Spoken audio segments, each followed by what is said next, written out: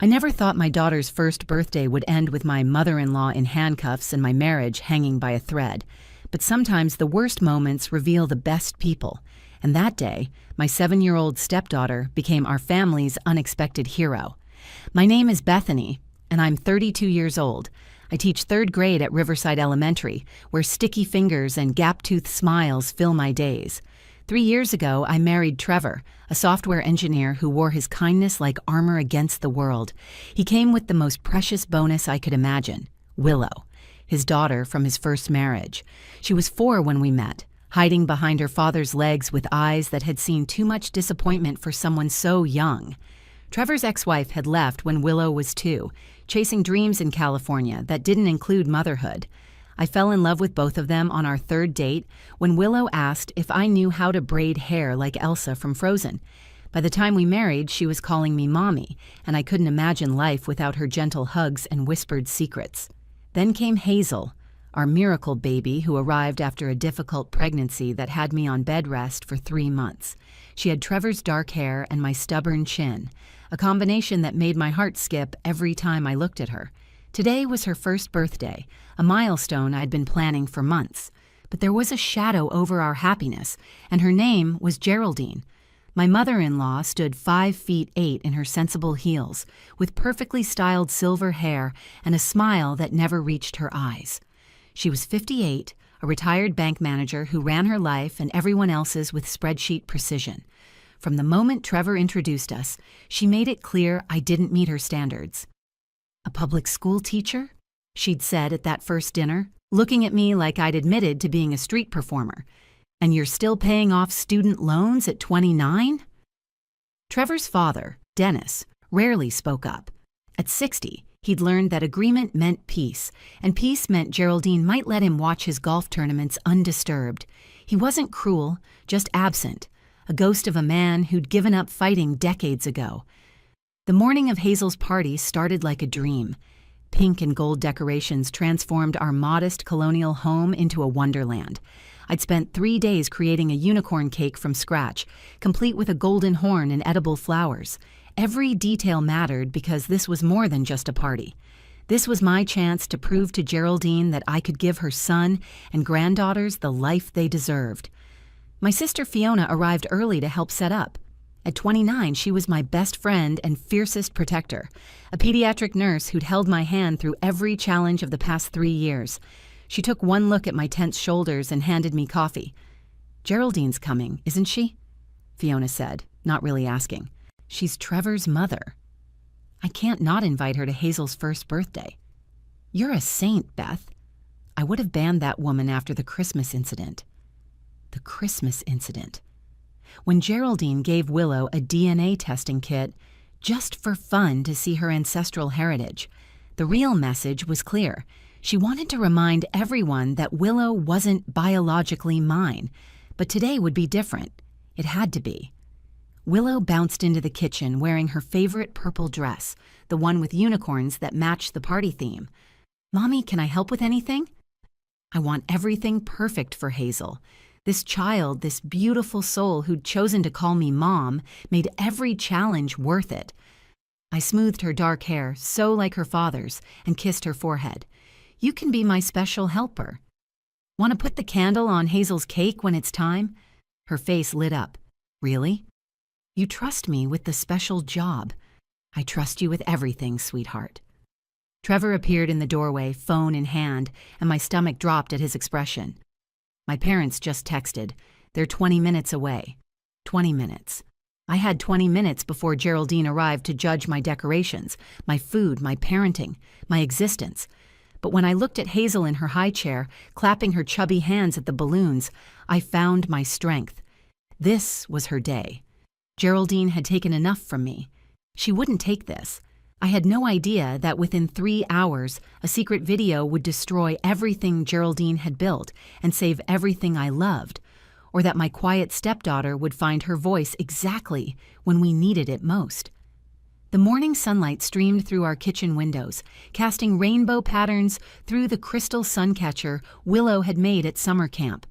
I'd been awake since 5, putting final touches on everything. The house smelled like vanilla cake and fresh roses from our garden, scents that would forever remind me of this day. "Bethany, you've outdone yourself," my mother said, arriving with my father at 8 sharp. Mom carried a tower of wrapped presents, while Dad hauled in a giant stuffed elephant that was bigger than Hazel herself. "You didn't have to bring so much," I protested, but Mom waved me off. "Our first grandchild's first birthday?" We absolutely did have to. She pulled me into a warm hug that smelled like her signature lavender perfume. "How are you holding up, sweetheart?" "Trevor mentioned his parents are coming." "I'm fine," I said, straightening a balloon that didn't need straightening. "Geraldine's been almost civil lately. Maybe she's warming up to me." Dad and Mom exchanged a look I pretended not to see. They'd witnessed enough of Geraldine's subtle cruelties to know better, but they loved me too much to add to my stress. Fiona was arranging fruit platters on the dining table, creating Instagram-worthy displays with practiced ease. "Beth, remember when we were kids and thought 30 was ancient? Now look at us, throwing birthday parties and dealing with in-laws." "Speak for yourself," Fiona laughed. "I'm happily single and plan to stay that way until someone spectacular enough comes along." Trevor emerged from the garage carrying folding chairs, his face flushed from exertion. Even after 3 years of marriage, watching him in dad mode made my heart flutter. He'd rolled up the sleeves of his button-down shirt, the one I'd bought him last Christmas that matched his eyes perfectly. "The Johnsons just texted. They're on their way with the twins," he said, setting down the chairs, "and my buddy Mark from work is bringing his family." The Johnsons lived next door, and their 4-year-old twins, Bradley and Bella, adored Willow. She often babysat them for practice, she said, for being the best big sister to Hazel. Mark and his wife had become close friends since moving to town last year, their daughter the same age as Hazel. By 10:30, our house buzzed with controlled chaos, children's laughter mixed with adult conversation. My colleague Rachel had brought her famous spinach dip. Trevor's cousin James arrived with his pregnant wife, adding to the celebration's joy. Every corner of our home filled with warmth and love. Willow had appointed herself Hazel's official party assistant, making sure every guest saw the baby's new walking skills. Hazel had taken her first solo steps just 2 weeks ago, and Willow documented every wobble with Trevor's old tablet. "Look, Mrs. Johnson, Hazel can walk all the way from the couch to the chair now," Willow announced proudly, holding her sister's tiny hands. "That's wonderful, sweetie," Mrs. Johnson replied. "You're such a good teacher." I was refilling the punch bowl when Trevor's phone buzzed. His shoulders tensed as he read the message. "They're here," he said quietly. Through the window, I watched Geraldine emerge from their pristine Mercedes, wearing a black sheath dress and pearls. Black. To a 1-year-old's rainbow unicorn birthday party. Dennis followed in his usual uniform of khakis and a polo shirt, looking like he'd rather be anywhere else. "Showtime," Fiona whispered, squeezing my hand. "Remember, kill her with kindness." I opened the door with my biggest smile. "Geraldine! Dennis! Welcome! We're so glad you could make it." Geraldine's eyes swept over my sundress, a cheerful yellow thing with tiny flowers that Willow had helped me pick. Her lips pursed slightly, a movement so familiar I could predict it. "Bethany," she said, my name sounding like something unpleasant in her mouth. "Where is my son? Not hello, not happy birthday to my granddaughter, just demanding Trevor's location like I was the hired help. He's in the backyard setting up the bubble machine for the kids. Hazel's in the living room if you'd like to wish her happy birthday." She swept past me without another word, her heels clicking against our hardwood floors like a countdown to disaster. Dennis, at least, had the courtesy to nod and mumble a greeting. In the living room, Hazel sat surrounded by other babies, all of them mesmerized by Willow's puppet show.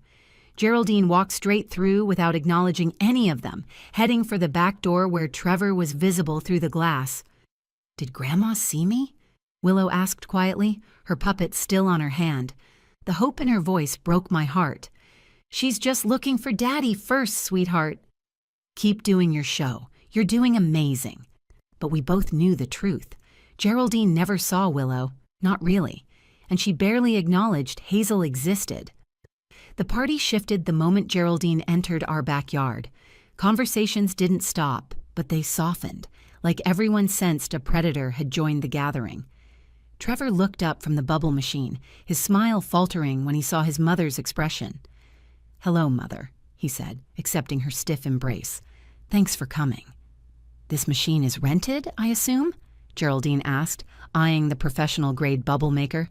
"Seems excessive for a 1-year-old who won't remember any of this." "Actually, I bought it," Trevor said. "The kids love it and will use it for years."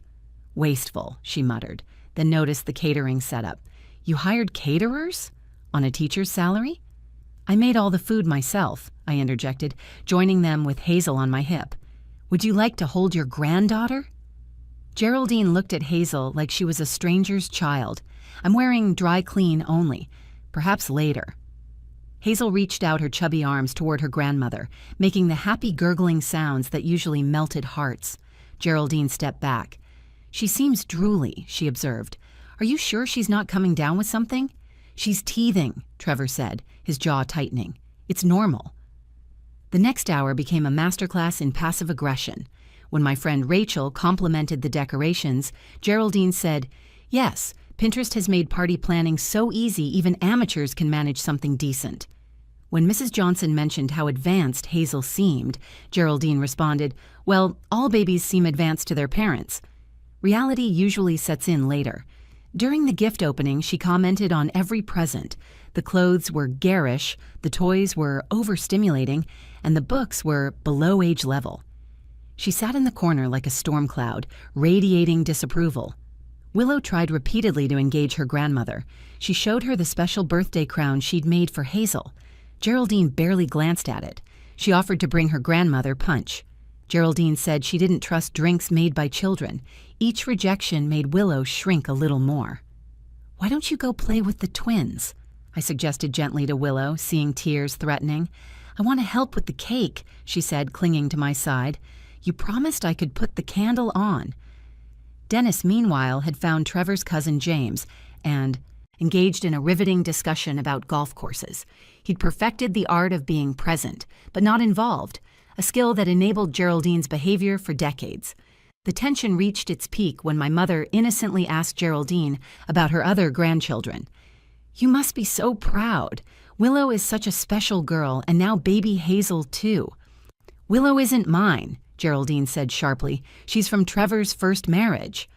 His actual marriage. In a church, not some beach ceremony anyone could perform. The insult landed exactly as intended. Trevor and I had married on the beach where we'd had our first date, with Willow as our flower girl. It was intimate and perfect, but Geraldine had called it embarrassingly casual ever since. "Both ceremonies create legal marriages," my father said evenly. As a retired police officer, he had little patience for Geraldine's games, and both girls are your granddaughters. "Biology matters," Geraldine replied, looking directly at me. "Some connections are real, others are just legal technicalities." Fiona's hand grabbed mine under the table, keeping me from responding, but I saw Willow's face crumble. She'd heard every word. "Time for cake," I announced brightly, desperate to change the moment. Everyone gathered around the dining table where my masterpiece stood. 3 layers of vanilla cake covered in buttercream, with a fondant unicorn that had taken me 6 hours to perfect. Pink roses cascaded down one side, and "Happy First Birthday Hazel" was written in gold. "It's beautiful, Beth," Rachel gasped. "You should open a bakery." "A bit much for a baby, don't you think?" Geraldine said, positioning herself right next to the table. "All that sugar. Though I suppose dietary discretion isn't a priority in this house." I bit my tongue and lit the single pink candle. Trevor held the video camera while I lifted Hazel. The room filled with voices singing, "Happy Birthday," everyone smiling at our beautiful girl who clapped along, oblivious to the undercurrents of tension. As the song ended, I leaned forward to help Hazel blow out her candle. That's when I saw Geraldine's hand move. It happened so fast, yet in my memory it plays in slow motion. Her palm connected with the edge of the cake plate, sending it sliding off the table. The crash was spectacular. 3 layers exploded across the floor. Buttercream splattered the walls. The fondant unicorn shattered into pieces. Pink roses scattered like petals at a funeral. "She doesn't deserve this, family!" Geraldine's voice filled the shocked silence. This child, this whole charade. You trapped my son with your pregnancy, you gold-digging little opportunist. Hazel started wailing. Guests gasped. My mother rushed forward while Fiona pulled out her phone, and Trevor just stood there, camera still rolling, frozen in place while his mother's venom filled our home. The silence after Geraldine's outburst lasted maybe 3 seconds, but it felt like 3 hours. Hazel's crying broke through first, followed by the sharp intake of breath from multiple guests. Cake and frosting covered my shoes, and pink roses lay crushed on the floor like my daughter's ruined birthday. Tears welled up in my eyes, but it was Willow's face that broke my heart completely. She stood near the destroyed cake, her purple dress now splattered with buttercream, staring at the mess with tears rolling down her cheeks. Her little hands shook as she looked from the cake to her baby sister, then to her grandmother. "How could you?" my mother said, stepping forward with fury I'd never seen from her. "What kind of grandmother ruins a baby's birthday?" "The kind who sees through this manipulation," Geraldine spat back. "She got pregnant on purpose to trap my son, just like his first wife tried to trap him with that one." She pointed at Willow dismissively. That single gesture, reducing Willow to that one, changed everything. I watched my sweet, quiet stepdaughter transform. Her tears stopped. Her shoulders straightened. She wiped her face with the back of her hand and stepped forward with a composure that shouldn't exist in a 7-year-old. "Grandma," Willow's voice cut through the chaos, steady and clear. "Should I show them your secret video?" The room went completely still. Even Hazel's crying quieted to soft hiccups. Geraldine's face drained of color so fast I thought she might faint. "What are you talking about, child?" "The video from last month, when you were in Daddy's office." Willow walked to her backpack, which she'd left by the couch. "You didn't know I was playing with Daddy's tablet under the desk. I was building a fort and you didn't see me." "That's ridiculous," Geraldine stammered, but her voice had lost its edge. "Children make up stories all the time." Trevor finally found his voice, setting down the camera. "Willow, what video? What are you talking about?" Willow pulled out Trevor's old tablet, the one he'd given her for educational games. Her small fingers moved across the screen with the confidence of a generation raised on technology. "It was the day Mommy took Hazel to the doctor for her ear infection." "You were at work, Daddy. Grandma said she was dropping off groceries, but she went to your office instead." "I was checking email," Geraldine said quickly. Too quickly. "Trevor lets me use his computer sometimes." "You were in his banking files," Willow said matter-of-factly.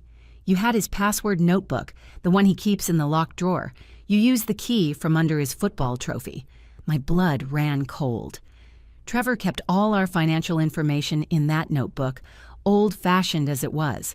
Banking passwords, investment accounts, even the login for Hazel's college fund we'd just started. "Willow, show me," Fiona said, moving to stand beside her niece protectively. The 7-year-old navigated to the Photos app, then to a video file dated 3 weeks ago. She held it up, and her clear voice continued. "I was recording myself reading for my school project. But when Grandma came in, I got scared. She seemed really mad, so I kept recording and stayed hidden." "This is absurd," Geraldine said, reaching for the tablet. "Give that to me right now." "No." Willow pulled it against her chest. "You're mean to my mommy. You're always mean to her when Daddy isn't looking. You whisper things at her and make her cry and pretend you didn't do anything." Trevor looked at me, shock replacing his earlier paralysis. "Is this true? Has she been doing things when I'm not around?" Before I could answer, Willow continued, her dam of silence finally broken. "She told Mommy that Hazel looks nothing like Daddy. She said Mommy probably had an affair. She said Mommy's not pretty enough or smart enough for our family. She makes comments about money all the time, asking if Mommy bought things with Daddy's credit cards." "Willow," I said softly, kneeling beside her despite the cake on my dress. "Sweetheart, it's okay." "No, it's not okay." Willow's voice rose. "She made you cry on Mother's Day. She said you weren't my real mom, so I shouldn't make you a card. But you are my real mom. You're the one who stays up when I have nightmares and makes special lunches and learned to French braid for my ballet recital." Dennis finally spoke, his golf conversation long forgotten. "Geraldine, what is the child talking about?" She's lying, Geraldine said, but her hands were trembling. Children have wild imaginations. Then you won't mind if we watch the video, Trevor said, his voice deadly calm. He took the tablet from Willow, kissed her forehead, and whispered, "You did the right thing, sweetheart." Geraldine lunged for the tablet, but Mark and James stepped between her and Trevor. "I think we all need to see this," Mark said firmly. Trevor held the tablet up, turning the volume to maximum. The screen showed his home office, filmed from a low angle under the desk. We could see Geraldine's legs enter the room, followed by the sound of drawers opening. Her recorded voice filled our living room, clear and vindictive. "Trevor's too naive to protect himself. That girl probably poked holes in the condoms to get pregnant. Well, I'm not letting another gold digger take my son for everything he's worth." The real Geraldine stood frozen as her recorded self continued. We watched her find the password notebook, her hands rifling through pages.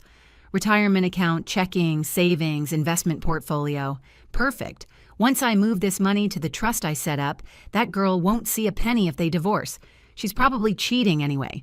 Women like her always do. Teaching at that public school, surrounded by divorced fathers at parent conferences. The recording showed her taking photos of each page with her phone. Then she sat at Trevor's computer, typing rapidly. 50,000 should do it for now. Small enough transfers that Trevor won't notice immediately. Large enough to build a safety net. I'll tell him it's for his own protection when he finds out. My father stepped forward, his police training kicking in. That's wire fraud, identity theft, and embezzlement. Those are federal crimes. The video continued. Geraldine was now on her phone, apparently leaving herself a voice memo. March 15th, successfully accessed Trevor's accounts. Transferred 15,000 from retirement, 20 from savings, 15 from investments. Trust account now has 50,000 protected from that parasite. Next month, I'll move another 20. By the time Hazel's a year old, I'll have secured enough that Trevor can leave without losing everything. "You've been stealing from us for months?" Trevor's voice cracked with disbelief. "From our children's future?" "I was protecting you," Geraldine shrieked, abandoning all pretense. "Just like I tried to protect you from that waitress who trapped you the first time." "Don't you dare talk about Shannon," Trevor said, his face flushing red. "She left because of you. Your constant criticism, your interference. She said she couldn't breathe in this family, and I was too blind to see what you were doing." Willow tugged on my dress. "There's more, Mommy. Should I show the other video?" "What other video?" I asked, though nothing could surprise me now. "From last week, when Grandma came over while you were at parent-teacher conferences." Willow scrolled to another file. This one showed Geraldine in Hazel's nursery, standing over the crib where the baby slept. "You don't deserve the family name," she whispered to the sleeping infant. "You're probably not even Trevor's. Your mother's nothing but a cheap opportunist who saw a software engineer and dollar signs. But don't worry, Grandma's making sure you won't inherit what doesn't belong to you." The room erupted. My mother lunged for Geraldine, held back only by my father's firm grip. Fiona was already on the phone with someone, speaking rapidly. Several guests had their phones out, recording everything. "How dare you," I said, my voice surprisingly steady despite my rage. "How dare you stand over my baby's crib and poison her world before she can even speak?" "Everything I said was true," Geraldine shouted. "You're nothing." "A nobody teacher with student loans and a used car. My son deserves better." "Your son deserves a wife who loves him and children who adore him," Rachel said, stepping forward, "which is exactly what he has." "Call the police," Trevor said quietly to my father. "I want her arrested." "You wouldn't dare." Dennis finally showed emotion, grabbing Trevor's arm. "She's your mother." Trevor shook him off. "My mother wouldn't steal from me. My mother wouldn't traumatize my daughters. My mother wouldn't destroy my family while pretending to protect it." "I am your family," Geraldine screamed.